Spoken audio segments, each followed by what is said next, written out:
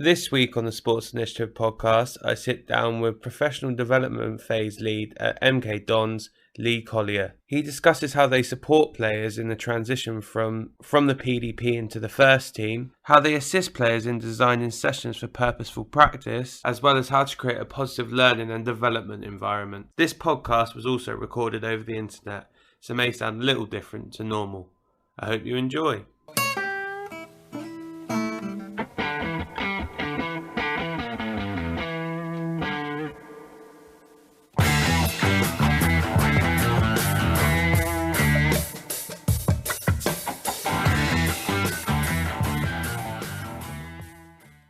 Lee, thanks very much for doing this. First of all, I guess first question is, how is everything? What's it like being back on the grass and trying to get back to some normality, I guess? Yeah. First of all, thanks for having me. Yeah, it's great to be back. I think if you speak to a majority of coaches that you speak to on this podcast, will say the same. It's great to be back on the grass with the players. That's what we love doing as coaches. It's great doing stuff away from the grass and stuff, but our work's on the grass with the players. So we've been back in 8 weeks now. So it's been a slow process. Obviously, the protocols, what we can do with the players, how many players we can have at each time it's obviously played its part. But as it started to kind of free up and the protocols become a little bit less, we're starting to get into the rhythm now of working with a group. So yeah, it's been great to be back. Players have been really receptive of getting back on the grass and working hard and getting back to some kind of normality, I suppose, of what a football season looks like. So yeah, it's been a slow process to get to where we are today, but yeah, we're fully up and running now. So yeah, the season's off and running and we're in full flow. I guess for people that don't know you or know your role, do you just want to explain kind of what your role is and what club you're at, etc.? Yeah, so I'm currently lead professional development phase coach at MK Dons Football Club. So my role kind of filters between the under 18s and the under 23s group. It's not really a fixed set 23s group that we have. It's more of we play in like the Central League. So that's mainly kind of a mix of between the under 18s and first year pros and some of the senior pros that obviously need game time or coming back from injury. So that's my role really, is to develop the next, hopefully, batch of professional players within the club from the professional development phase. And how long have you been in that role? So I've been at the club since November of last year. I went in, so beginning of December, I went into that role. And obviously it was cut quite short by COVID. So it's been a bit stop-start. But yeah, hopefully now this is kind of settled a little bit. I can fully get into the role and move forward. I guess the challenge going into a club like that, relatively new, trying to hit the ground running, if you like. How was it when you first started in it? Was there anything that surprised you about the club, or anything that, negative or positive? No, not really. I kind of went into the club before I got offered the position. I did quite a lot of research around the club just so I knew kind of the infrastructure, what's gone on, tried to find out what's gone on there before in terms of players they developed, and a little bit around the academy and the system that they have there. They've only recently just had a new academy manager go in, John Goodman, who'd probably been there, I think, about 8 months before I went into the position. So there's been a lot of change there in the last 18 months, I'd say.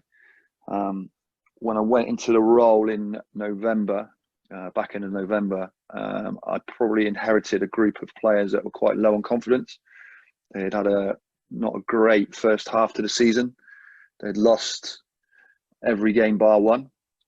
And some of the games that they had lost, they'd been beaten quite convincingly. I don't want to really go into how much, but results are not, we say that results are not the be end and end all of player development, but sometimes that does have an impact on players' mentality and the psychological side of things. So for me, the key was to go in and just kind of more than anything, just kind of build an environment and try and build the confidence again within the players. And it was almost kind of like a clean slate mentality. Not that they have to prove to me that they are that kind of player, but it's a fresh start, new manager, new coach coming in, new philosophy in terms of what we were trying to do within the club. And it was just trying to get the players to feel at ease again, not play with that fear as such. So that was the first and foremost, the job that I did first when I went into the role, was just to kind of get to know the players. I only had 3 weeks to work with them before the Christmas break. So I kind of used that time really more not to get the structure right within the group, technically and tactically. It was more to get to know the players individually, get to know what makes them tick, what makes them the player they are, and what they feel that they need more of, which is going to hopefully put them in contention to get a first team contract in 18 months' time. So that was kind of the first part of what I did. That was kind of the first. How did you go about gaining that information? It was more of, at the time I had an assistant coach, had a goalkeeping coach, had the academy manager who had worked with them in that first part of the season. So it was sitting down with them. You know, they probably knew a little bit more about the players than me. So it was more kind of getting their information, kind of gauging of where they thought these players were in terms of their development. But then it was also sitting down with the players individually, or it might be just sometimes during sessions, I probably didn't lead as much as I should have. And that was more because I just wanted to kind of get eyes on each individual, which sometimes you miss when you're leading sessions. So it's more kind of just to see their mentality, how they dealt with things, good and bad, what kind of, I would say, feedback they're receptive to most. So it was more kind of just getting to know the individual. And sometimes the conversations weren't even to do with football. It was more just to do about their life, what they like to do outside of the club, where they see themselves in, you know, the short, medium and long-term goals. Do you know what I mean? So it was kind of just to gauge of where they are, and just get to know the individual as well. And then obviously try and piece it all together and bring it all together as one. So I use that time really just to kind of make notes about the players, get to know the players, them to get to know me as well and how I work and what my expectation levels of them are. And yeah, it was just kind of the first building block was nothing really to do with football. It was just to build the relationship with the players, because I only had a short space of time. And I thought, before we break for Christmas, there's not really a lot of work I'm going to be able to do that's going to change anything. But what it just gave me time to do was to get to know the group, and to get to know the environment and what maybe needs to change to kind of improve these players. When you're focusing in on that, did you let the players know that that was going to happen? Or did you just make a conscious decision to yourself, go, I'm not going to tell them, but this is what this 3-week block is going to be about? Yeah, if I'm honest, I can't really remember if I did tell them. I don't think I did. I just said, look, I'm just going to kind of, it's more about them kind of, yeah, I don't think I did tell them, mate, if I'm honest. I think it was just a case of, I did get involved in little bits. I did take sessions, but I didn't want to put them under any pressure. I think that's probably the reason why I did it. It was not to kind of, well, I'm not going to get involved because I'm going to be watching you as an individual. Do you know what I mean? And put them under. So I had to manage the situation where I'd go in a little bit, I'd come out a little bit, I'd go in a little bit, and I'd come out. So it was just, again, that fine balance. Because I think sometimes if you tell the players, I'm not going to have an involvement in sessions, I'm going to take a step back and watch you and how you do certain things, I think that might have just added a bit more pressure to them. So some it may not have. Some may have just got on with it. But if I remember rightly, I didn't say anything. I just said, look, this 3-week period is a real kind of get to know each other, you know, period before we break for Christmas, and have that break. And so, yeah, I just think I didn't really say anything. I just kind of just managed it and just balanced it off. And, you know, and also it was not just to get to know the players, it was to get to know the staff as well, you know, and see how they work and see what they do and see how they have an interaction with the group as well. So, yeah, it was a short space of time, but it was a productive period of time, if that makes sense. And were there any particular methods you used to try and improve confidence in the group? Because obviously that's one of the more challenging sides of coaching. If you've got a player or players that are a bit low for whatever reason, trying to get them to a stage where they feel comfortable to take risks or keep doing the right thing can be challenging. Was there any particular methods you used during that time? I wouldn't say there was any particular method I used. It was just more of telling the players that it's, what's gone on before, we can't change, but we can very much have an impact on what happens going forward. So the sessions more were structured around them more coming into an environment where it was freedom. So it was more kind of quite a lot of small-sided games, quite a lot of interaction, quite a lot of fun stuff with them as such, serious fun, but it was almost kind of come in and enjoy training again, come in and enjoy the environment. I knew already what was going to happen after Christmas and how I was going to structure that moving forwards, how I'd seen us playing within the academy philosophy. But that 3-week period was more of just coming in. It's a clean slate. We can't affect what's happened the last 4 months, but we can very much have an impact on what's going forwards. And I think we had one game left before Cambridge, and I just went in and spoke to the players and speak about anything tactically. I just said, just go out and enjoy the game today. Whatever happens, happens. But I'm not looking at this as the start. I'm looking at this as just go and enjoy the game. And then from Christmas or after we come back after the break, that's when the serious work starts. So it was more just kind of build the environment for the players to say, okay, we can come in, not play with any fear, enjoy the game, enjoy training for the next couple of weeks. And then, but I just kept reinforcing it every day. Enjoy training, play with a smile on your face, train with a smile on your face. If things don't go well, just react in the right way.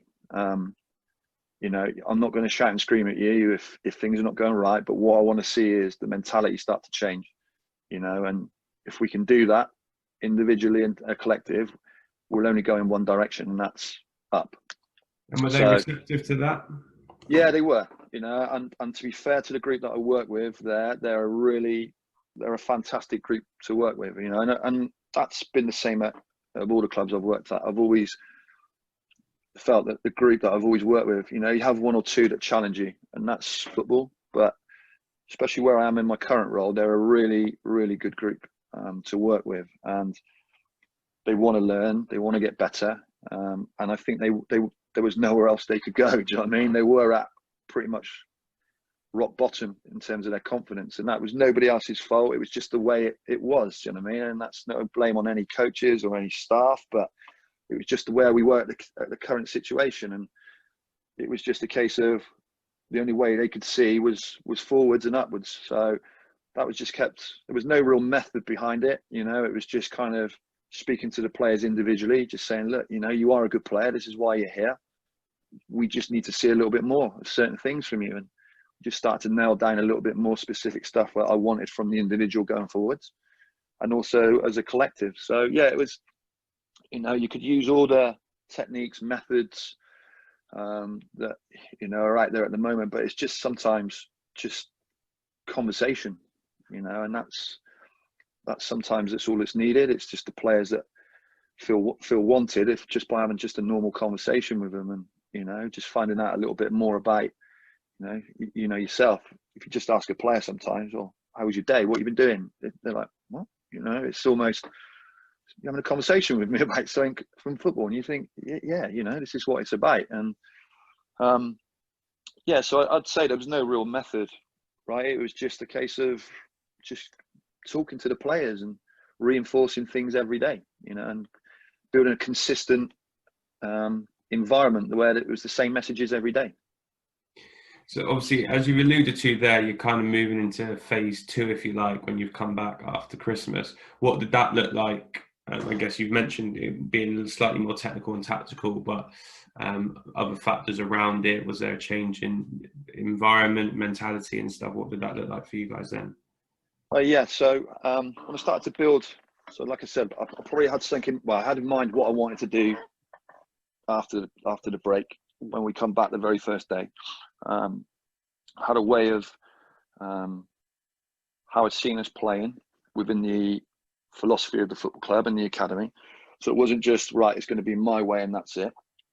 And it was just giving them a little bit more structure. So structure in the week. So I think it was one of the very first days we came back in, we sat down as a group, and I just went through the week. So it was very, very simple. It was just how the week's going to look. So we build around quite a structured week. So what we've tried to do is give it a balance between individual development and unit development and team development. So they're getting a kind of fine balance across the board a week. So straight away, a Monday would be, because it's obviously a startup day, is what we call as a startup day, or what is it, a match day +2, the technical term for it. It was an individual and unit day. So it was very much myself, my assistant coach, the goalkeeping coach would take a unit each, and we would do an hour's work with them individually and as a unit. So it was more kind of, but everything was structured around the philosophy, but also developing the individual. Then a Tuesday we would work in possession. So it was always a little bit with the opponent in mind, but very much of how we're going to play in possession. So that's how we did it. We structured the week a little bit different this year, and I'll probably come to that. But we'd have a Wednesday off, the boys would have college. Then on Thursday they'd come back in, and then we'd work on out of possession, of how we're going to play and what we're going to look like out of possession. And then a Friday would be like a recap across the week and set plays. And then that would be our week, and then we'd have a game on the Saturday. So straight away there was structure for the players. This is what the week's going to look like. That was first and foremost. Then on top of that, I wanted to get the behaviours within the group right. So it was something that I got from my time at Reading, and I've taken it with me to MK. And it was very much a player behaviours project.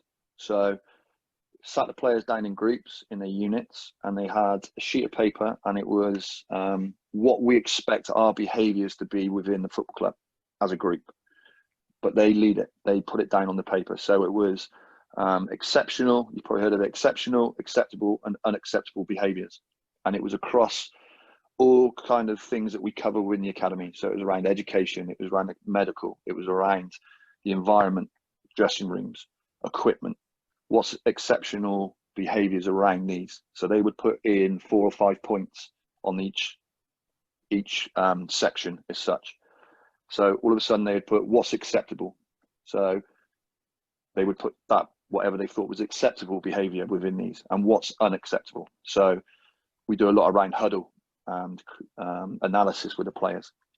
So it was almost, I'm kind of putting the environment together how we want it, but also they're accountable for it as well. So there's shared ownership as such. So straight away there was that. So they led that, they put it all up, and we've put it all up in the dressing rooms and at the club and stuff. So straight away we're building an environment off the pitch. Then it was around player development. So like I said, I just touched on a lot of analysis work. So on a Monday we would do unit analysis. So what we do is we get a camera, set it up, and on the games would get sent to the players on the Sunday, and they would get together in their groups on huddle, and they would put together their clips of that unit for Saturday, what they did well and what they need to get better at as a unit. And then what we would do is on a Monday we'd sit down with the units, the same staff, we'd pick a unit each, sit down with them, and they would present back to us on the big screen, and we would record it and film it. And then it's updated onto their PMA and up to huddle and stuff like that. On a Tuesday then we would do a team meeting and go through the clips from the Saturday, and that was very much led by the coaches. The players would feed back, but we would lead it. So that was our turn to lead. And then on the Thursday and the Friday, we'd have individual meetings. So the players would have individual meetings with the coaches for 10 minutes, sit down, put it on the screen. These would be also recorded as well. And then it would be, they feed back to us, and we just keep probing them, asking them questions. So straight away, we were trying to get the balance across the week, more interaction with them, more times, You know, a lot of individual development, a lot of unit development, and a lot of team development. So we'd given them a balance across the week, and that's how we started to structure it. You know, so we had a way of playing, we had a way of developing the individual, but also there was a lot of other stuff that was adding on to it. So we were just making their week as full as we can. So yeah. We'll come back to development stuff because I think it's interesting to hear your thoughts on kind of individual development at those age groups. One thing, going back to the exceptional, acceptable and unacceptable behaviours, how do you go about skillfully challenging players on those? Because I imagine at times they are going to start trying to flirt with the unacceptable section if you allow them to. And like a simple example might be if you're asking your group or unit to do clips on a Sunday, it might end up with the same person does the clips every single Sunday, and then the rest of them just kind of skim off the top of that, if you like. So that might be an example. But how do you go about challenging that within that environment? Sometimes it's got to be a little bit of tough love. You know what I mean? So you have to come down on them a little bit. You know, ultimately it's down to the player. You know, they'll get out of their development what they put into it. So it doesn't necessarily always going to make you a professional footballer, but it's just about setting your standards as high as you possibly can. So in terms of how we deal with it is, if you don't do your clips, so if an individual doesn't do their clips that week, that's down to them. Do you know what I mean? I'm very fortunate that every player does their clips because they want the feedback. Players want to be fed back to. You know yourself. You know, you work with players. Players love to be fed back to. Some don't, and some will not get involved in it. But at the same time, the vast majority of players that I've worked with over my coaching career want feedback. And some react well to sometimes when it's not the feedback they want to hear, and some do. But I think as long as it's put in the right way and it's challenging them and it's not something that's gonna how can I say it? It's not going to be something that they're worried about or it's going to affect them in a different way, then that's the skill as a coach, how you word it and how you phrase it. So for me, it's how do we challenge the players? Well, ultimately it's down to them. If they don't want to do it, we don't kind of force them to do it. Do you know what I'm saying? It's not, we keep on top of it, do you know what I mean? But it's not something where it's, right, your clips have got to be done. If you don't do this, then you're not going to play Saturday.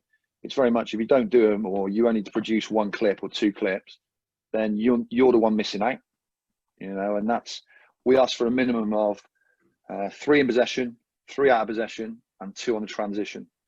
So that's all we ask for from these players. Now we say, if you want to do more, you can do more. If you do less, that's your choice. But ultimately, when it comes to decision time and decisions are being made on you and you don't feel that you've made a necessary development, well, that's down to you. You know, you didn't do the clips, you didn't want the feedback. So ultimately, you're the one that's going to not suffer, but it could have a big impact on you moving forwards and getting better. And since we've implemented that kind of environment, because that's the key word for me, I think, is the environment. It's very much in the players' hands what they do. You know, we do what we need to do because that's what we do as coaches. We get on the grass with them, we coach them, and that's our job, and we'll never come away from that. But sometimes it's about, when it's not that, we've got to give the ownership to the players. You know, and this is a big thing that you hear quite a lot. A lot of it's got to be ownership, player ownership. It's not down to me. I've just put this structure in place for you to try and improve you and trying to give you another tool to improve with. But if you choose not to take that, that's entirely down to you. You know, and sometimes the players might get through without it. They might go on to have a career in it. So you just never know. But as long as it's there for them and it's something else for them to develop and watch themselves and develop by, then that's all we can do. You know, and that's kind of, it's finding the balance between us leading it and us telling them, and then them taking ownership as well. And would you say that correlates to on the field as well, when you're training and like standards and stuff on the pitch as well? Yeah. I can give you an example. I think it was last season. My pet hate is watching players that are late or a minute late to training and they walk over. That's kind of quite a pet hate for me. And sometimes they don't understand that, players. Do you know what I mean? Especially young players I don't think they mean to be late, but they just don't understand look, you're going to be late sometimes. Something might happen on the way into training, or you might get stuck in traffic. But I was always taught as a player, run over, make it look like you want to be here. So sometimes it's skillfully of setting the environment of when it very first happened, I stopped the group as a whole. And I didn't make an example of the player it was. I just said to him, said to the players, lateness will not be accepted in this group. If you're a minute late to the session, then you won't train. It's as simple as that. Because they wouldn't, if it was the first team manager taking them in the first team, or they were training with the first team, I can guarantee they'll be there 15 minutes before. So if you're going to do it there, don't do it with me here. Okay. And I didn't make an example of the player. I did it as a group. So the next bit is, if it's the same player doing it or another player's late, then it's how I go about letting them know it's not acceptable. And that might be just a chat. But the group know that timekeeping won't be accepted, or balls that are not pumped up. If it's your group this week doing the jobs, make sure the balls are clean and make sure the balls are pumped up every day. So you're accountable. So if it's more of so we've put them in these ownership groups as well. So the groups that I'm talking about, these behavior groups, we've put them in groups as well. So basically they have a leader of each group and they share the responsibilities for 1 week. So they're on jobs that week. The leader will lead it and the rest will follow as such, but not to the extent of they all have ownership within that group. But what we're trying to do is, if someone's not pulling their weight or not doing the jobs right or not doing what they should be, it's down to that group to manage them, not us. We'll deal with it if it goes above and beyond where they can't control it. But what we want to do is try and build, it's quite a big word, but how do you build leaders? How do you build players that take responsibility? And we make sure it's done in the right way. It's not where it goes, it goes above and beyond, but sometimes it may just need a player to say, come on, you're not doing this right. For me, as a player, I hated letting my teammates down if I thought that I wasn't pulling my weight. So if a teammate said to me, come on, you need to do more, I'm thinking, I'm letting my teammates down here. So that's the kind of mentality that I want them to build. I'm not letting the manager down or the coach down. I'm letting my teammates down here by not pulling my weight, whether it's on the pitch or off the pitch. So it's more kind of, go on, mate. No, go on. I was going to say, so there must have been an example maybe with the footballs where you've turned up for the session and half of them are flat or something like that. Yeah. How did that conversation go? Because I imagine you know which group are meant to be in charge and all that type of stuff. Yeah. So again, I think it's more not doing it in front of the group. It's more doing it with the group who's involved in that process as such, to say this is not acceptable and this is not what we expect in terms of our standards. Because ultimately, you've got to train with these footballs and you'll be the ones that moan that they're flat. So all you need to do is just make sure your jobs are done every day. The standards that you want. You don't want to train with flat footballs. You want to train with the footballs pumped up. You want to train without every day. Do you know what I mean? And it's a real complex way of, right, who within that group is going to take the criticism sometimes, or going to take it the right way or the wrong way. So it's how you word it. But for me, it's just about, look, don't get me wrong, it's not happened. I don't think it's happened since I've been there. Do you know what I mean? But now and again, we do have these moments where they do kind of fall below it a little bit, not so far where they can't deal with it, but sometimes they'll leave something open, or they'll forget to bring something out. The water bottles sometimes forget to come out, so it's just kind of reinforcing it every day. It's making sure that the jobs are done. And I'm talking about, jobs in and around it, but just the general standards when they're not at the football club, how they represent themselves, what they do in their time between coming to the club in the morning, what they're eating, how much they're sleeping at night. All we try and do is give them the best possible environment we can with the tools we have, because we're not blessed with, what a Premier League club has. We are what we are as a football club. So we have to give them the best environment we can and the best opportunities that we can give them to get them over the line after their 2 years as a scholar. and put them in contention for a first team contract. And also we're on the same site as what the first team are. So the first team manager's there every day. So he'll see who comes in late. He'll see who's not got the right mentality. He'll see all that. Because we were at the stadium quite a bit as well. So we, before COVID at the moment, we're not, but before COVID hit and, what's going on, we were very much at the stadium with the first team as well. He gets to see how they conduct themselves around the stadium and who's doing what. So there's always people watching, and I say, even when you think I'm not watching, I'm watching. So sometimes I might not even look at what's going on with the football. I'm watching at what you're doing as an individual, how you're reacting to certain things. So, it has its own challenges, but as long as you set the environment and as long as they agree to that, that's why we're doing this behaviour stuff, is because they agree to it. They're putting these down. It's because it's not me setting it. I'm not saying you have to do this every day. It's the player setting it. So now we're giving them, if they do fall below what they think is exceptional or acceptable, then you can say, well, you've put this, you as a group have put this as, this is what's acceptable, and you're going into this unacceptable corner. So you're the ones that have said it, and you're not setting and you're not abiding to what you believe in. So, where's the common ground? So we are very much, we step in when we feel we need to step in, when we feel that it's not being abided to.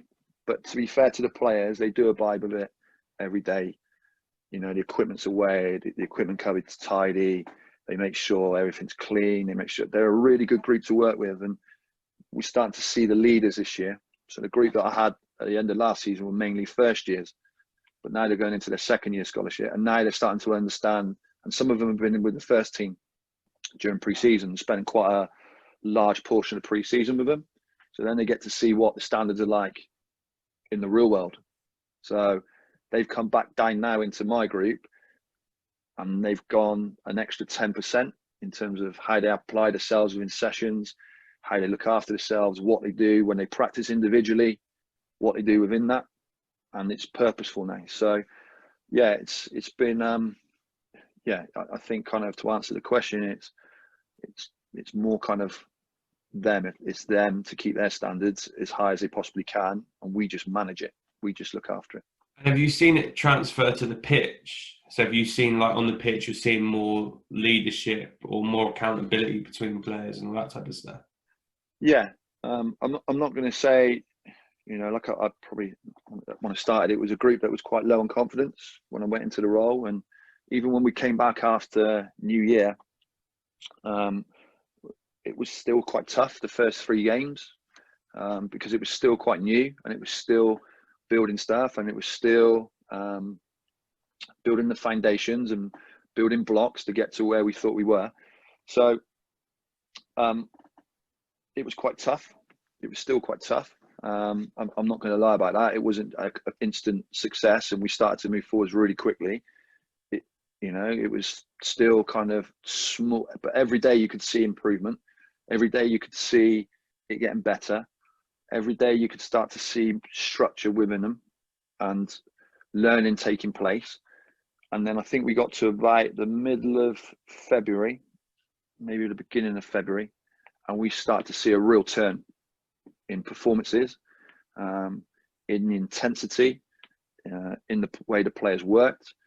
The only thing we probably were lacking was a little bit of, again, these keywords, that robustness. The academy's always been known as a really good footballing academy, the philosophy. But one thing it's maybe lacked over the years is that word robustness, that kind of steeliness that you need sometimes that other maybe academies have had. So we were finding that we were in games, but all of a sudden physically we couldn't deal with teams because they were physically stronger than us, maybe at times a little bit fitter than us. So again, we had to structure the week and add bits in where we start to build this up a bit more. So I think we got to about the middle of February and we really turned a corner. And then COVID hit. So we were just starting to make a real kind of adjustment a real kind of turn in our performance, real positive turn to move forwards as such. And, obviously then COVID hit and it kind of stopped us in our tracks. But the signs were there before we stopped that we were going very much in the right direction. And obviously then it hit and we didn't come back for 6 months. But, like I said, the pre-season now has been quite a challenging one. But the last 3 or 4 weeks since the boys have come back from the first team group, we've had a real shift again. So hopefully, touch wood, that we're moving in the right direction, but we're not going to get too ahead of ourselves. We've still got an incredible amount of work to do to get the players up to the level. And that'll never stop. We'll keep striving every day to improve these players. We haven't cracked it. It isn't now where we are. We want to be better every day. And again, that's what we challenge the players every day, to come in and be better than what you were yesterday. And we'll try and help you with that. So in terms of your club philosophy or style of play and stuff, what does that entail for you guys? What if I was to come and watch your game, for example, what would I expect to see? We want players to be. It's been a bit of a shift in the mentality of what we're looking for as players. So we want players to feel comfortable in possession of the football. The first team manager wants players to be comfortable on the football, and they play a certain way. And we have our philosophy is very much in line with the first team manager's philosophy of how he wants the game to be played and how he sees what he does at his level or what he does with his squad is very much in line to what we do, which is good. So it's a start. For us, we want to be possession based, but with a purpose. So we don't want to just pass the ball for the sake of it. There has to be a purpose with it. And it's the when, and we work a lot around the when and where. So when do we stay on it? When do we play in behind, or when do we look to link and play through? So we have a way of playing, but it's very much, it's very much not scenario based, I would say, but it's very much, if this happens here, what could we do there? If they come onto us here and we draw them down and they put us under pressure, where do we go now? What could we do now? And what are we looking at? If they drop off and sit off us, what do we do now? Do you know what I mean? But we do have a certain way of playing, and we want players to receive under the pressure, and we want players to receive on the half turn. So we are very much possession based, but also so we work off this build, curate, and finish going at the pitch, and then we work off deny, delay, and dictate. Do you know what I mean? So it's very basic. It's not something that's any different to a lot of clubs do, but we have a way of doing it. And that's kind of, so I think if you were to come and watch us tomorrow, that's what you would see. We want to play a possession-based football, but it's got to be with a purpose. It's not just for the sake of it. And it's very much getting players to feel comfortable in possession, but there's got to be a purpose to what they're doing. Do you know what I mean? It's not just keeping the ball for the sake of it. And is that something that's been in the academy for a while? Or is that something that's come in with a new academy manager or newish academy manager? The academy manager has put this in place with the head of coaching, and it is new. I can't say what it looked like before John came into the role, so I can't comment on that. But he's very much he wants players to be on the football. He wants the best players in the team to be on the football. So we need to get them on the football as quick as possible. And that's what he wants, and that's what we want. We want the best players, and we want every player to feel comfortable on the football. The first team manager talks about players that can wrigglers. So we have to get players that feel comfortable in 1v1 situations, outnumbered, 1v2 situations, and how they solve problems with that. So there's a lot of things that have been put in place since John's come in, and for the good. So we have a certain way of playing all the way through the age groups, and how he sees how we're going to produce the best players. And that's very much, where we are. It's nothing any different probably to what a lot of academies do, what you'd see all around the country. It's not rocket science. It's not anything out of the ordinary. It's just very much developing the individual to feel comfortable on the football and make appropriate decisions at the appropriate time.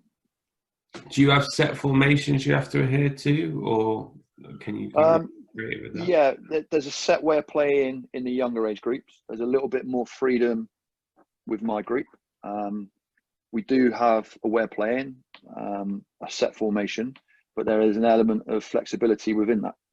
So what we've tried to do this year, we had one way of playing last year because it was only a short space of time to really kind of change anything. So we stuck with what we do. But this year now we've put in another formation. So it's making the players a little bit more flexible, and giving them another way of playing.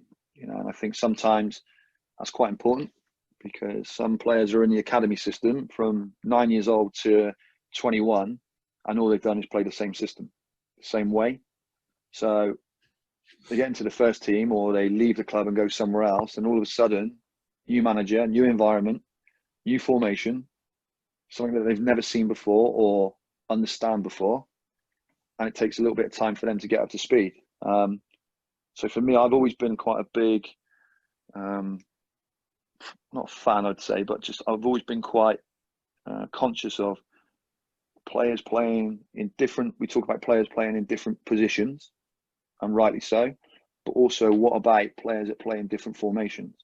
So I'm not saying every week change the formation from one formation to another, but just giving them something different, because you might find somebody reacts and plays better in a certain formation, and you might get a gem out of that might play in one position, but you tweak it a bit and put them somewhere else, and it just ignites them a little bit more. So we've gone with two formations this year, and we've started with one, and now we're starting to implement the other one. And so hopefully by the next couple of weeks, we'll be in a position where if it's not working for us in certain scenarios, we can switch, and the players feel comfortable in the switch and know their roles and responsibilities. And have you had any challenges in terms of lads coming through the system that maybe either haven't played this new formation like you're discussing, or the change in philosophy is new for them as well? Because I know what can happen at points is, people might go from maybe being more pass, and then they go to a team where it's more direct and they're not used to it, or the other way around, where they play for a team that traditionally goes more direct. Then when you're asking them to pass into the four, they're a bit like, not sure about this. So have you had any challenges in terms of lads finding real difficulty in changing formation or changing the style of play? It's a good question. I'm just trying to think if I have. I don't think I've had players that have struggled as such, but I've had players that have asked questions and not sure about, and that goes back to an environment where, yourself, when you're a player, sometimes when you're told something by the manager, you take it literally, and you don't question it. And sometimes, and rightly so, because they are the manager, it's the way they want to play, and you have to abide by that. Because if you don't, then you don't play. What I'm trying to create at MK is an environment where players have to accept there is a way of playing, have to understand that this is the way the club want to play. It's not necessarily, the coaches, telling them how to do it. It's the way they do it, and we coach within that. That's the way the club see that formation, and that's the way it is, and rightly so. What we have to do within that environment is get the players to feel free, that they can ask questions and challenge in the right way. So not so much, well, I'm not doing that because I don't believe in it. Why am I doing this? Because how is this going to benefit me? So I can go back to an instance 24 hours ago at training. We were working on a new formation, new way, and we played it on Saturday, and we watched the game back yesterday morning. And there was some elements of the game where I thought I needed to address. And we did it yesterday in the session. So we watched the clips back. We watched the game. The players asked questions. I asked players the questions. So I asked the players questions during the clips. I didn't really talk a lot. I just said, I might have just said to somebody, what happened? What was happening here? How do we deal with this scenario better? So we went out and we took the clips, what we needed to work on, into the session yesterday. And at the end of the session, we called them all in. I spoke to them and I just said, look, how do you feel about that? How do you feel there? Are you happy with what you've just done? Do you understand why we've just done that, and the reasons behind why we've just done that? And one of the players said, I think we're still too deep. And I was okay, fine. For me, that's not somebody being a maverick and challenging in the wrong way. That's just them saying, I'm getting my opinion of this is how I feel within this. And I was like, brilliant, perfect. Because what you don't want is, well, are you happy with that? And players go, yeah, I'm really happy with that. And they're not, or they don't understand. And sometimes that's where we get lost. And maybe that's an ego thing sometimes with coaches, that their way's the only way. Why are you challenging me? Why are you saying that? This is what I'm telling you to do. You abide by it and you do it. Some aspects, you do have to have that mentality as a coach. But in other side of it, don't be afraid to be challenged. Don't be afraid to have players say, well, why are we doing that? Because all of a sudden it sparked up conversation. So I said, okay, because we worked with a midfield 3 and we didn't work with 2 forwards yesterday because they weren't part of the group. I've just said to him, imagine you're going to have 2 players ahead of you. So you're not going to be that deep. We're going to have this. So I explained the scenario and the situation. Then all of a sudden he asked another question. And I was like, brilliant. This is what I want, because now I can get the reasons why we're doing it. Then all of a sudden someone else asks something. So all of a sudden it starts conversation. And sometimes it's not me that's involved in the conversation. There might be 2 players talking. So now all of a sudden you've built an environment for the players where they can ask the questions in the right way, in the right manner, but it's giving them an understanding. Do you know what I mean? And sometimes we put all this in place for the players. It comes to match day and they can't put it in there because they've said yes on a Friday to understanding what they're doing. On a Saturday, they still don't understand because they don't want to speak up. Well, for me, I'm a kind of, and I'm sure there's hundreds of coaches like that, at clubs and across the country, that I don't mind when players speak. I want them to speak. I want them to say, well, I don't understand that. Why am I doing that? Or I still think that we're not doing this right. Or I still think, like the question came to me yesterday, I still think we're too deep here. We're too deep if we don't do this. And I'm like, brilliant. This is what I want. This is what I want the players to have, this environment where they can come in and feel free to speak, and as long as it's done in the right way, and even if they're not sure in front of the group, because you'll have players that won't speak in front of the group, but they can still approach you one-to-one and say, look, because again, when the session finished yesterday and they went off, one player came to me and said, I'm still not quite sure about certain bits. So when the ball goes there, where do I need to be? And I thought, brilliant. Now a player feels comfortable enough to come to me and say, I'm not sure about my role here. What do I do here? So I'm like, okay. Now I'm looking at myself saying, did I explain that well enough to him? Did I give him enough detail? Did I spend enough time focusing on him? So all of a sudden I'm questioning myself as a coach, challenging myself. That's going to improve me more as a coach because he's brought that to my attention. And all of a sudden now we've got an environment where the players know they can come in and they can ask the questions, and I don't want the environment where when you ask a question, everyone's silent. Yeah, I'm happy with that. Some people will be. Some players will be like, yeah, I'm happy with that. I just want to get off. You get that at first team level. But it shows that, again, that we're going in the right direction slowly. It's not, again, by at all means that it's cracked. We've done it. We've got this environment. It's drip feeding it every day that the players get this environment. I think ultimately it obviously comes down to their development and developing the way they feel comfortable. You might have some lads that are happy to question in front of the group and will not have it out, but they're happy to have confrontation about certain principles or ideas to then get the outcome. Whereas you will have others that don't want that confrontation, but actually still need support in their own way, in terms of it might be clips or it might be round mannequins where they work on it. It might just be you and him just standing out there for 10 minutes and you go, right, I understand what you've said perfectly now because it's a 10-minute conversation. I guess like you said there, the skill of the coach is identifying which players like that feedback and how they like the feedback, and just making sure everyone's got the support that they're seeking. Yeah, and I think I've seen a real big change in the players' I suppose mentality of when we have these individual meetings in the week, because it's you and the player, it's within the four walls, it's very much about them, so it's not about anybody else. The focus of the meetings that are only 10 minutes is very much about them. So they feel free that they can speak freely within these meetings.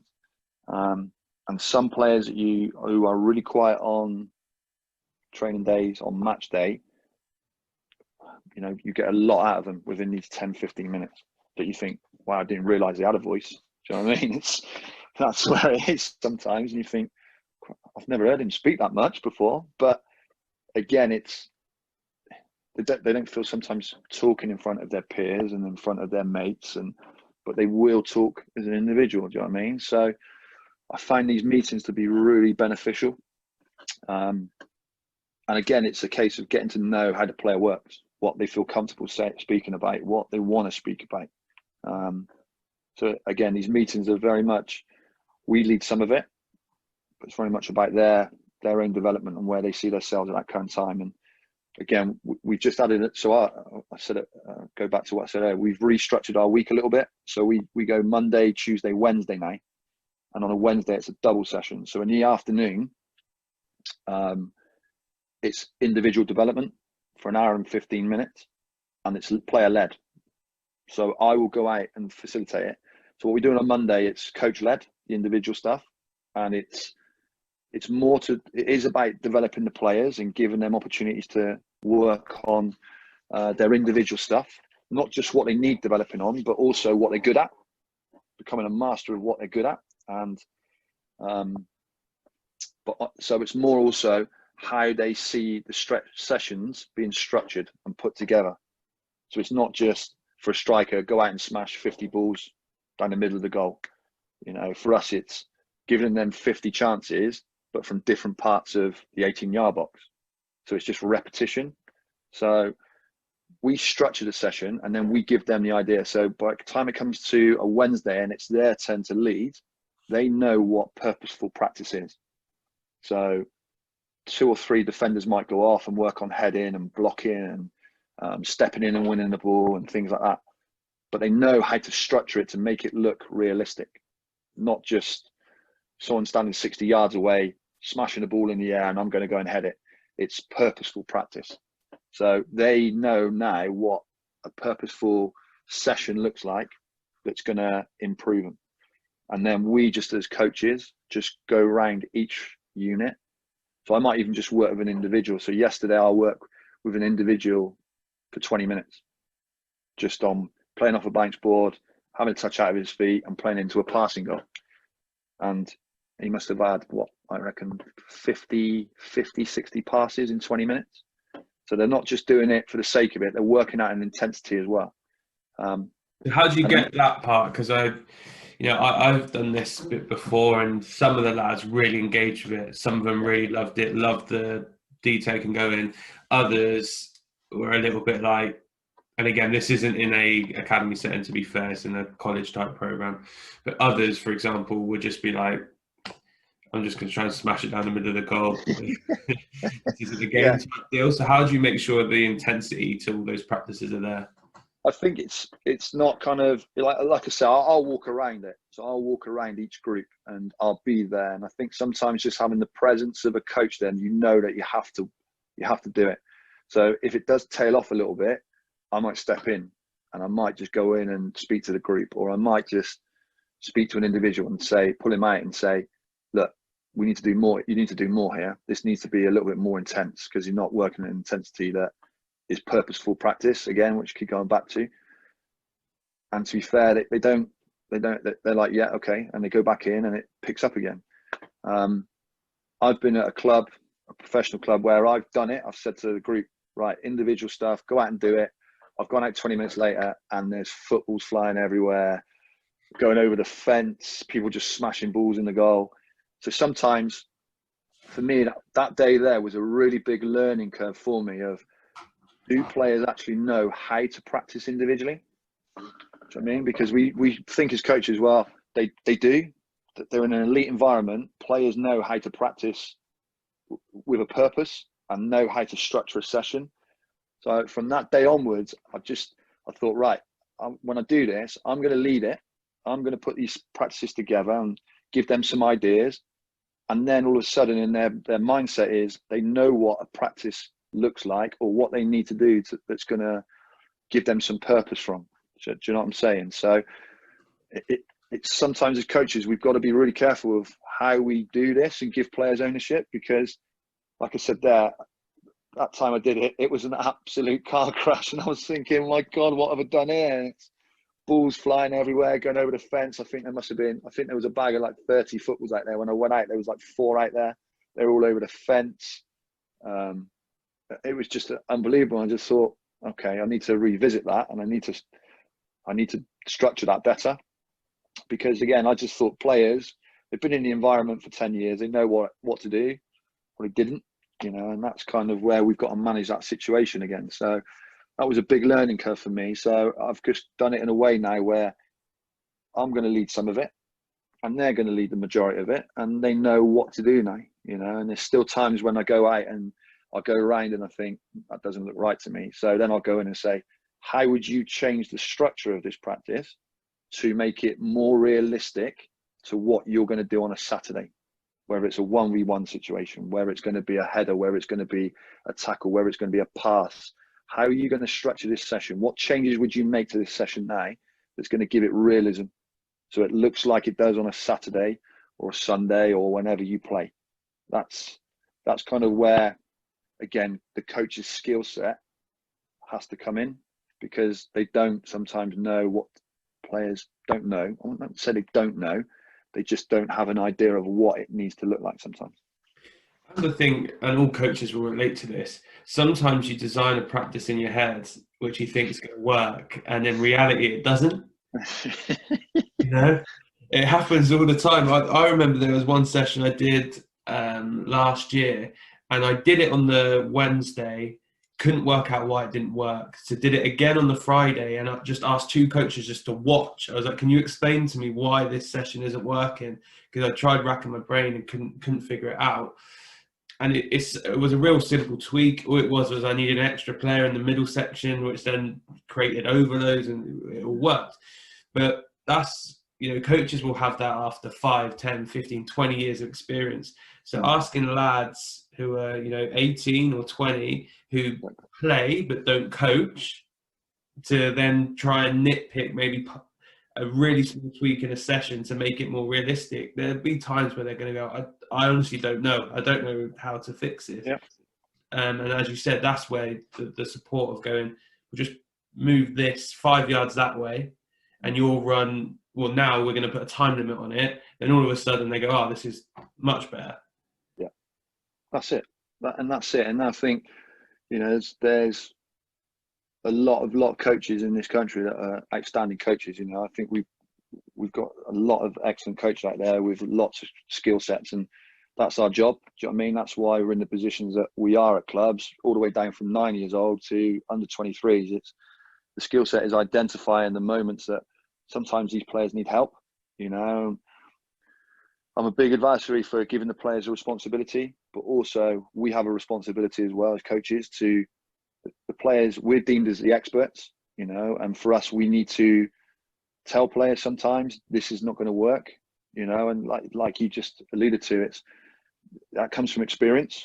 The amount of sessions that you've put on and thought, this looks great, there's mannequins everywhere, there's cones everywhere, I play this, and all of a sudden you start and you think, this has gone horribly wrong somewhere. Do you know what I mean? And that's for experience, and that's how you learn, that's how you get better, that's how you improve. And and I've learned a lot over the years from my own mistakes and my own sometimes overcomplicating sessions, and that's the big thing. It comes with experience, and that's what you just got to give these players sometimes, is opportunities to practice, and they'll know. And for us, it's to say, well, you might tweak this a little bit, or you might move that mannequin now, or you might move this pass.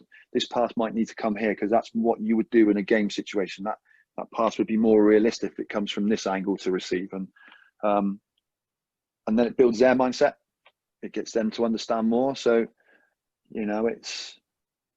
they can picture it, and they can link it together, what practice to the game. If that makes sense. Yeah, no, for sure. And this is a question I wanted to ask you. It'd be interesting to hear your response. How big a gains do you think can be made at those scholarship and I guess under 23s age group type stuff from technical practices or technical work? Because obviously tactical stuff, we know we can still make quite a lot of difference to a player if they're willing to work at it. Same with physical stuff, and I assume that to a degree the psychological stuff. But technically, how big a gains do you think can be made in those age groups with dedication to practice and stuff? I don't think you're ever too old to practice.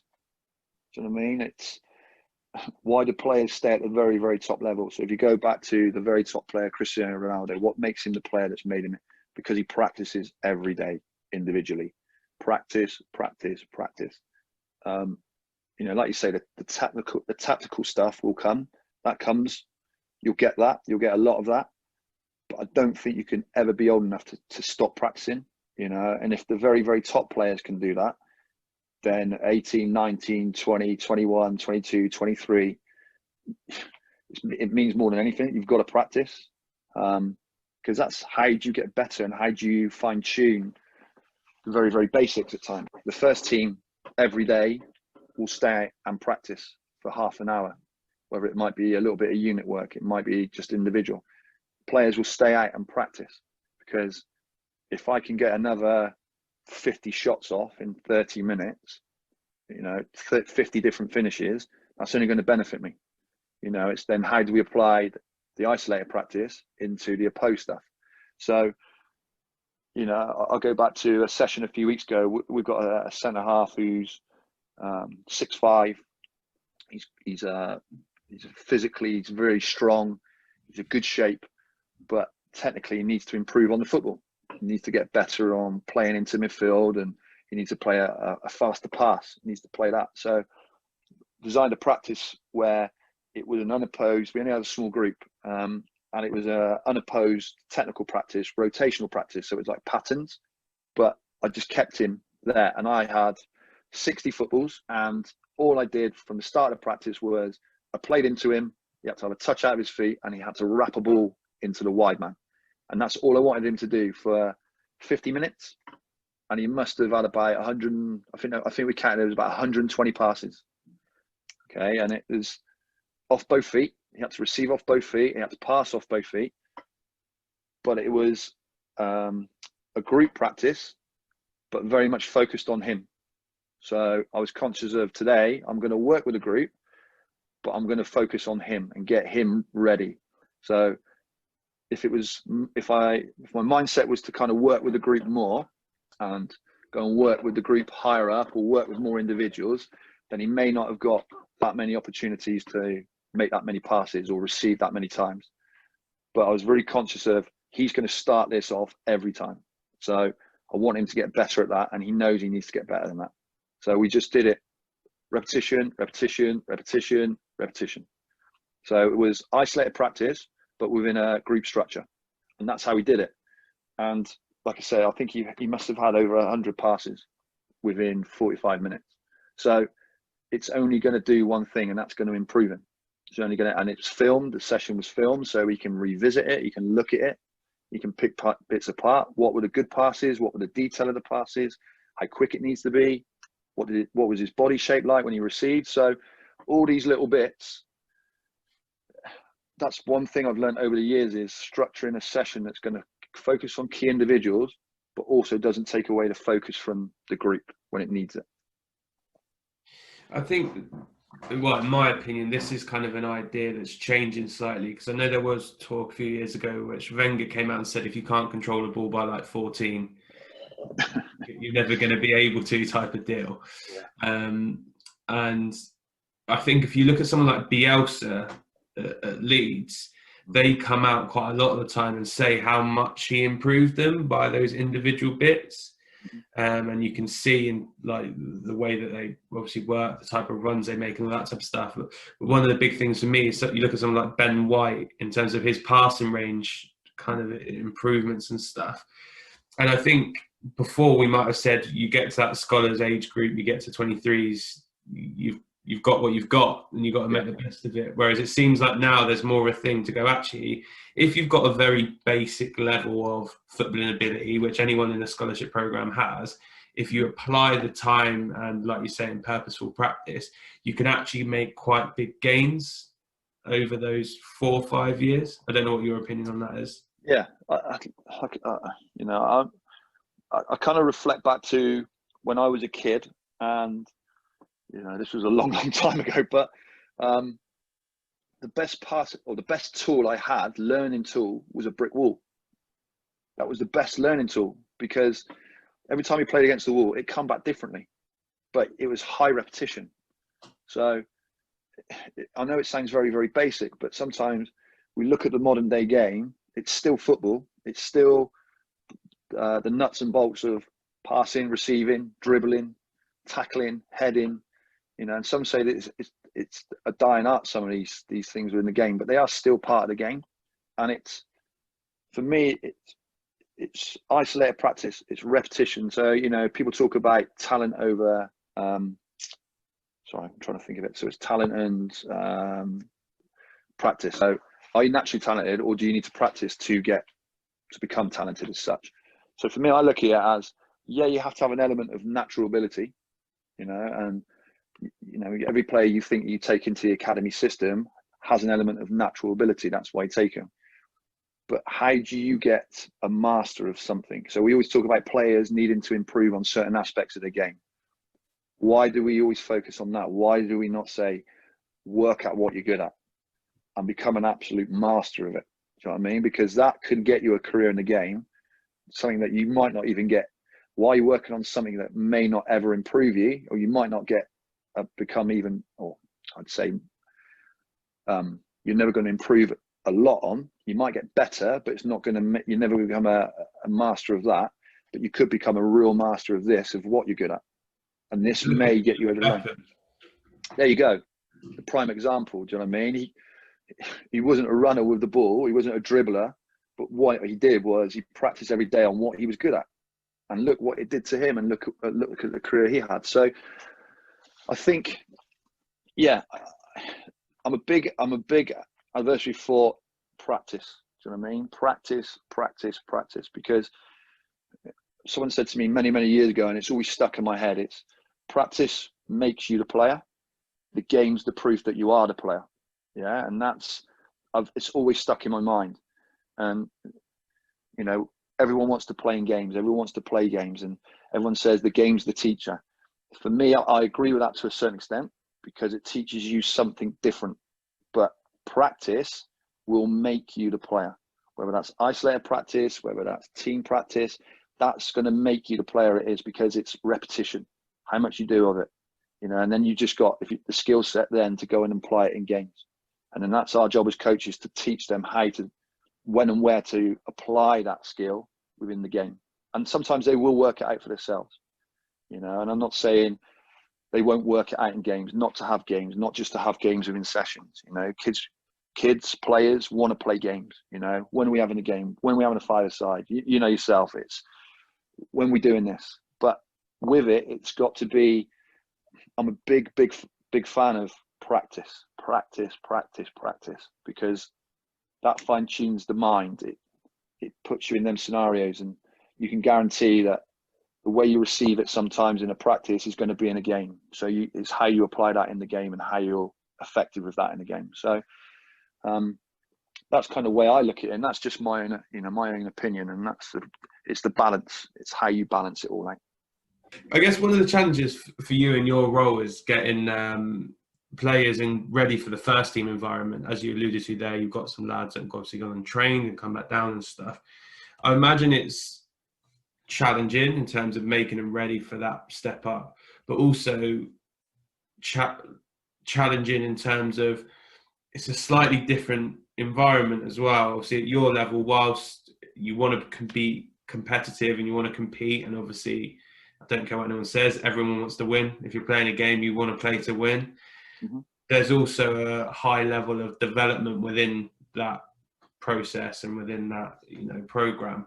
Whereas when you go to a first team level, although like you said there, they're doing extras to improve, ultimately it comes down to a Tuesday night or Wednesday night and how you're getting on. And in those environments at times, it can be quite brutal in terms of with managers or senior players or anything like that. How do you prepare your lads for that type of step up and expectations going into there and all that type of stuff? Um, it's a good question. It's just getting them as close as you can. It's just trying to get them as close as they can to that environment that they know what to expect when they go into it.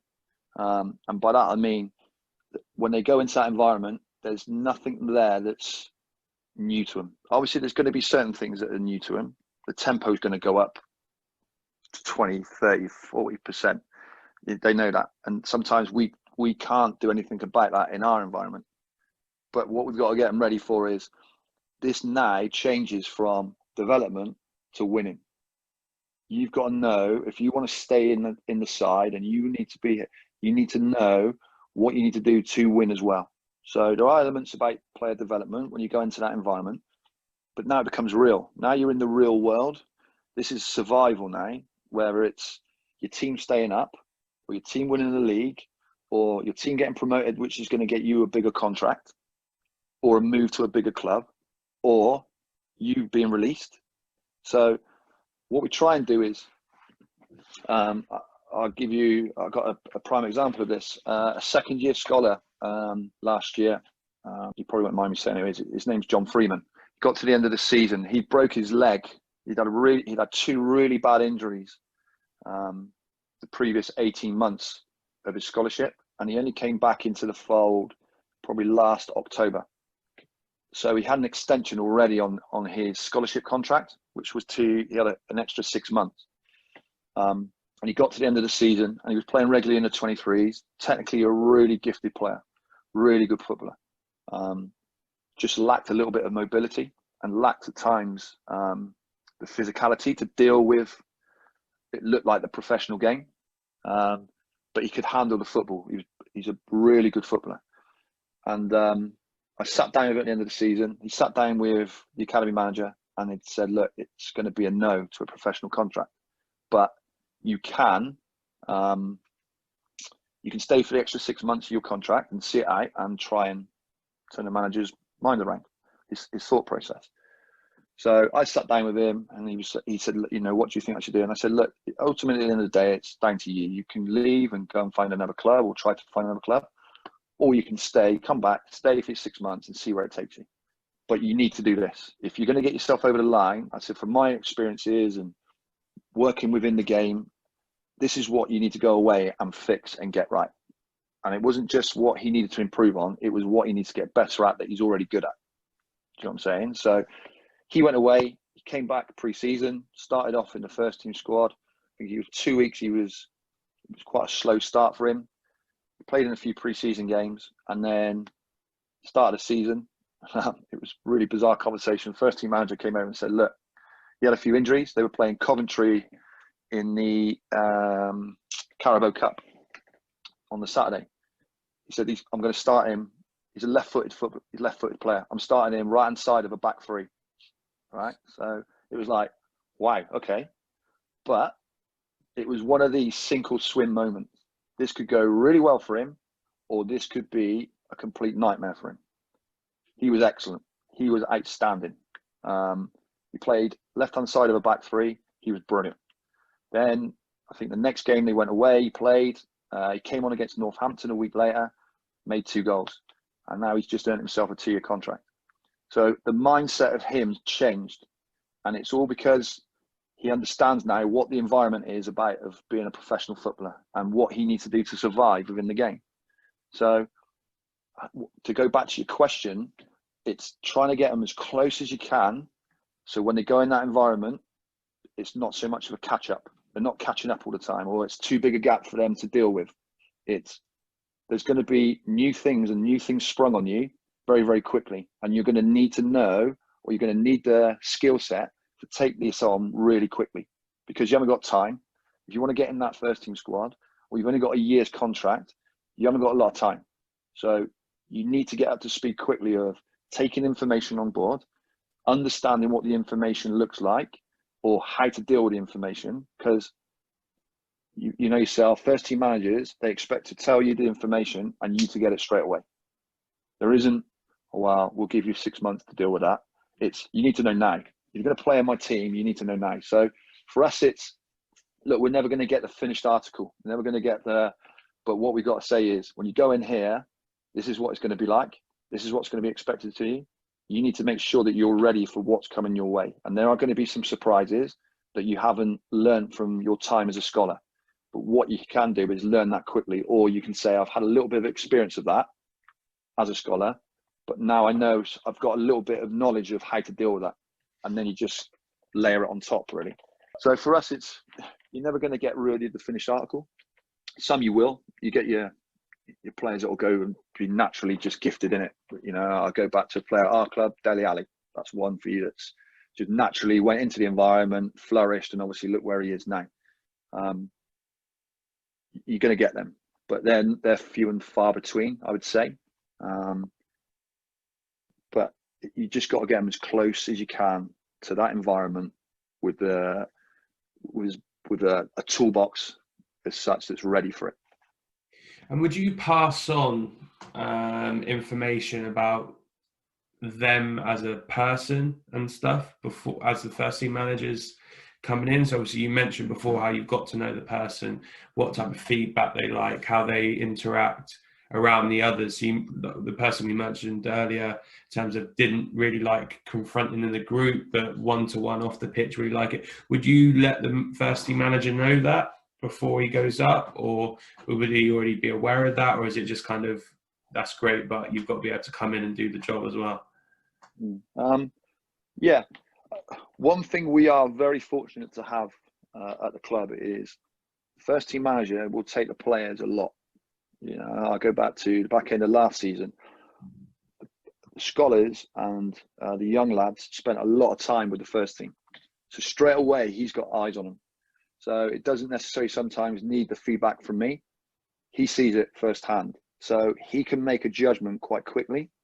You know, and that's where we're very, very fortunate at the football club that we have that pathway where the first team manager is not afraid to bring him in, you know, and bring him into the environment.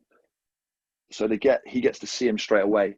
So he can get to see, are they the right fit for my system? Do they fit the profile of what I'm looking for in my first team squad? And are they going to be good enough to handle the environment? What's their mentality like? We will just feed the information as well. So we will back it up, or we will say, well, he's great with this, and you haven't quite seen the best of him there. And it might be because he's come into the environment and he's a little bit nervous, or he might be doing too much to impress. So we do kind of, the one thing that he does is he trusts our opinion. Okay. And the manager's a vastly experienced player. You know, he's been an international, and this is his first role. So he has a mindset of, he knows what he wants. He's got a way of he wants to play. Got an amazing trust in the young lads of them coming into the environment. And when they come into that environment, he makes them feel welcome, you know, and he encourages them. He looks after them. He makes sure that it's done the right way with them. And that's all you can ask.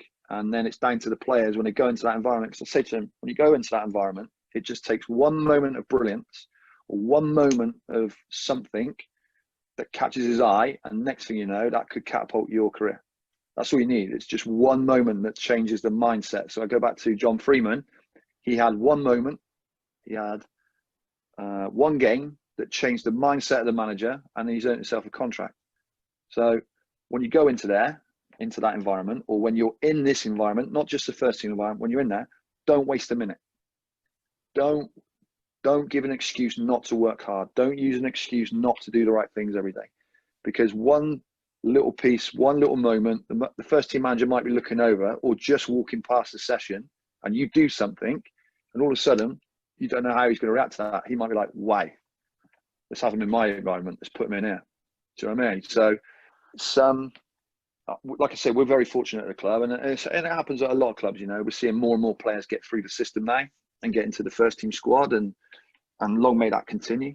But we're very fortunate that every day we have players from our group in with the first team, you know, and they get lots of opportunities. And how important do you think the senior pros are in that environment? Because I imagine if they're coming into lack of a better word, a toxic environment where there's a massive blame culture or everyone's constantly on each other's back.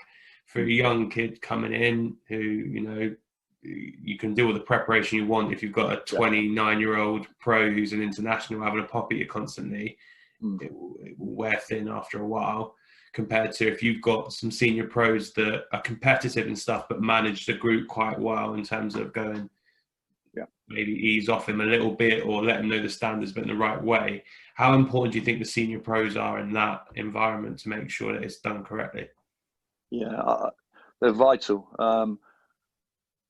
Again, going back to my own experiences as a player, going into a first team environment, playing with senior pros, it was very old school. You had to be up to speed quickly. If you weren't, they'd let you know. Do you know what I mean? And it wasn't just a small volley. It was a proper volley. Do you know what I mean? You got a lot of verbal, not abuse, I'd say. That's the wrong word to say, but it was tough. Do you know what I mean? And I played, my debut was alongside Graham Roberts, who was ex-Tottenham centre-half, hard man, and it was tough, but you either sink or swim. Do you know what I mean? You've got to understand you're coming into our environment here, and, my job's on the line at times, whether we could be struggling here, we could be in a relegation fight. So there is an element of understanding. You're going into a different world now. You're going into the real world. It's jobs on the line and status on the line and things like that. So you have to understand, but also I think the mentality's flipped now. It's a lot more acceptance when young lads come over. I think players accept more that it's going to take a little bit of time. Do you know what I mean? So at times they do go after the young lads if they're not doing it, and rightly so, because it's getting them to understand you've got to lift it again and get to our level or get to the standard that this is the environment you're coming into. But we have Dean Lewington in our first team squad. He's played, I think last week was something like his 770th appearance for the club. Do you know what I mean? So you're talking about somebody there who's a legend at the football club, played an incredible amount of league games, and our boys go in there and he is, you can see when he speaks to him, he's tough on them at times, but also the information he gives them, the feedback he gives them, the way he speaks to them is invaluable to these players. And I'm like, when he speaks to you, you take it on board, because his experiences and what he's achieved and his longevity in the game is not by fluke. It's by he's learned quickly. So when he says something to you about, well, you might think about doing that, take it on board straight away, absorb it, understand it, because it's going to get you a career. So we've got the first team squad are really, really good at NK, and a lot of clubs have been at. There's a lot of the pros are brilliant with the young lads, and you're always going to get probably a pro that is going to give them a real hard time. But sometimes that's not to be horrible; it's to test you. Do you know what I mean? So it's not to say they don't rate you or they don't like you. It's sometimes you go into an environment, and it may not be on the pitch; it might be off the pitch in the dressing room. It might be a pro taking the mick out of you a little bit, and in the right way, just to test you and see how you deal with the environment. Do you know what I mean? And I think the mindset's changed now, and a lot of our boys go in there and they come back with more experience. Do you know what I mean? Of playing with the pros every day and seeing how they prepare themselves and what they do. And it's just, we try and set up workshops at our place where, players will spend an hour or so with the players that play in their position in the first team. So just get a gauge of what they see, how they look at the game, what they do, what they learn, how they conduct themselves. And I can't speak highly enough of the players, the first team players at our place, and because they've just looked after our boys when they've gone in there. But it's been a little bit of tough love at times. It's been difficult. They've had a little bit of a pop sometimes, and rightly so. It's just to say, come on, if you want to be in this environment and stay in this is the standards you've got to maintain every day and stay at it as best you can. And they don't let them drop below it, and that's the next bit for them. And, having that drive, like you said, you've got someone like Dean Linton who's giving you information, that might be the extra thing to go and do that purposeful practice. That might make you stay out 20 minutes longer than you were going to, which might make the 0.1% difference, which then catches a manager's eye, or you do that 2% better the next time and all that type of stuff. So I think having that drive there is what's important. I like the idea of the workshop though as well, in terms of, you know, just being able to sit down with a pro and go, well, what are you seeing there, or what could I do differently? And having that feedback, as you said, from more experienced people seems like quite a good process in place. Yeah, listen, they have, believe it or not, it's quite busy at times. It's quite hard sometimes to piece it all together. But we're very lucky that they are willing to kind of give them their time. Do you know what I mean? And I think that speaks volumes. And it's not just where I currently am at the moment. There's a lot of clubs that have done that I've been at, and you know, and there's an interest in the boys. You know, and a lot of the players do ask how the boys getting on, what they're doing, what they're doing, and there is a keen interest in it. So it's great. But like I say, it's for us where I am currently in my position, and the next step for them is what I call the real world. You know, there's no next step for them. They're not going to have like another age group, and then they're going to go from this age group to this age group. It's you're going into the real world. If you're going to get the next bit is a professional contract. So this is the environment you're going into, and you're going to survive. If you want a career and you want that longevity in the game and spend 10, 15 years in the game, then you've got to be ready. You know, there's no, you know, it's okay, it's all right, we'll go easy on you. You gotta be ready. You know, and the game's changed a lot over the years, but I think that mentality is still the same. You know, and I think that'll never leave. It's a competitive world. There's more and more players out there. You know, there's more players at the top level, at the bigger clubs. You know, that are not all going to get in their first teams and become pro. So where do they go now? Well, they come down the leagues. So you're battling against that. You know, there might be another player in non-league football. There might be players coming up underneath you in the younger age groups.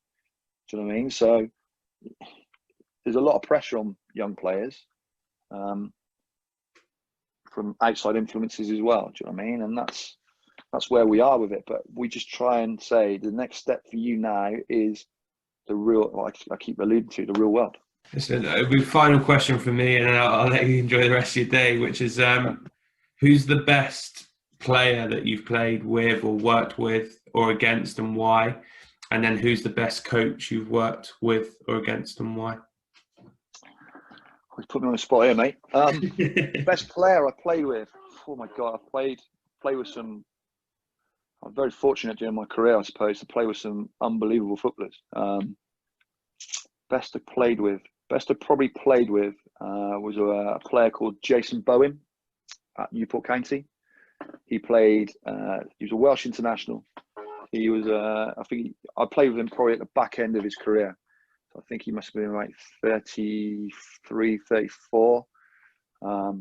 Really small set winger. If you looked at him, he was just, there was no muscle on him. He was just really kind of, but he had a brilliant career. I think he played at Swansea, Cardiff, Southampton, Reading. I think he played for Wales maybe 5 or 6 times. Just an unbelievable footballer. Could just tear any fullback apart. Just, you know, you could, if you Google him, if you went on YouTube, there's loads of stuff with him on there. You know, he'd nutmeg fullbacks by backing it through the legs and stuff. And he wasn't one of these step overs or something. He was just a very old-fashioned winger. Just use the old-fashioned inside chop, outside chop, but it just tie you in knots. And sometimes you'd be playing and you'd just be like, wow. I mean, just stand back and think, my God, what a player, and what a player he must have been in his prime. Do you know what I mean? He probably, you know, I probably wouldn't mind me saying, for me, I don't think he ever fulfilled his full potential, because he could have played in the Premier League for years, you know, with the ability he had. I don't know why that is, but, you know, I was just very, very fortunate to have 2 years with him, and he was brilliant, and he was such a nice bloke as well, off the pitch. Yeah, he was a fantastic player. He probably just peaks it a little bit, or just that fine margin. Yeah.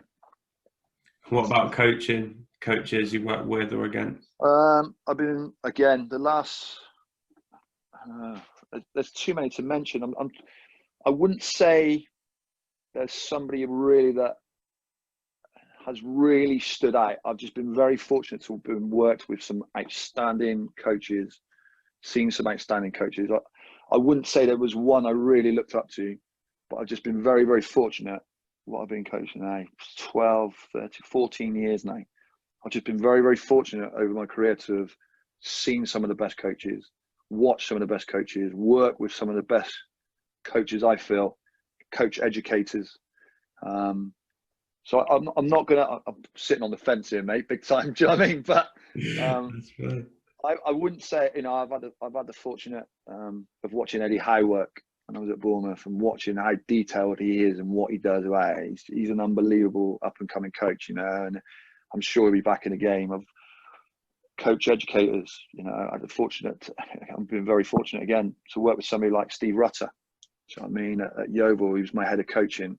He's probably one of the best coach educators this country's produced. Do you know what I mean? He's worked on Dick Bate and things like that. So he's only going to benefit you. Bruce Sarachi at Bournemouth, do you know what I mean? A brilliant up and coming head of coaching coach. Worked with him. Lee Johnson at Barnet, brilliant coach educator coach. Do you know what I mean? And there's loads out there, and I'm probably not going to be able to cover them all. But I've just been very, very fortunate. I'm in an environment now where I work with someone like John Goodman and Stephen Payne, who's head of coaching, who are brilliant to work with. Do you know what I mean? And John challenges you every day, and he's had a career in the game, and he's a brilliant. I'm not just saying he's a very, very. I'm trying to think of the word for John, but he's very kind of structured in what he wants and how he does it. And if you sometimes are not doing it, he'll challenge you. Do you know what I mean? He'll ask you questions, and I've got Stephen Payne on working with his head of coaching that is very kind of probes you, prompts you, asks you questions, and challenges you in the right way. And I think I've just been very fortunate, that I've someone like yourself, Paul Tisdale, someone like that, been able to work with him and watch him work over the years. And yeah, I've just been very fortunate, mate. And I'm sorry I can't really answer the question. No, that's fine. You give us some great person, mate, because I've just been very fortunate, and a lot of these people have put me where I am today, and that's a lot of it's come from hard work, but it's also kind of learning off these people that, I've just, and long may it continue. And I'm sure along the journey, I'll meet even more people. I've not got someone that I respect everybody within the industry, because yourself, mate, it's a hard industry to be in. And you're fortunate to work in it, because it can quite easily, football can change, drop of a hat, and the last 6 months have taught me that with the lockdown, because a lot of people have lost their jobs. A lot of people have been made redundant, and we're still the fortunate ones that are still working in the game. Do you know what I mean? And there's a lot of good people. I've lost a lot of good people from my staff at MK that have been made redundant. And that's the way the climate is. But, there's some outstanding coaches out there and outstanding practitioners that are out of work at the moment. So I'm very fortunate to have had the career up to date where I am. I learn every day, and I keep pushing myself every day to become the best I can be.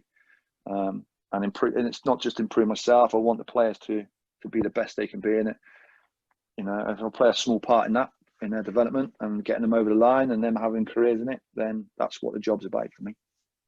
Perfect. Listen, Chops, I'll let you go there.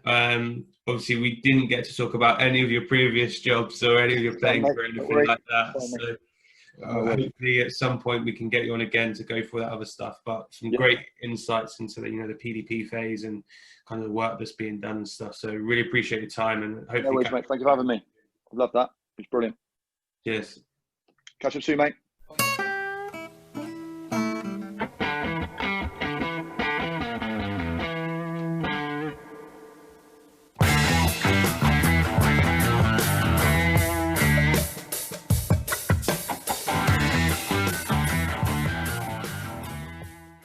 Thanks for listening to the Sports Initiative podcast with me, Michael Wright. Please remember to follow us on Twitter, Facebook and Instagram at the Sports Initiative Podcast, and share this podcast with friends and family. I'll see you next week.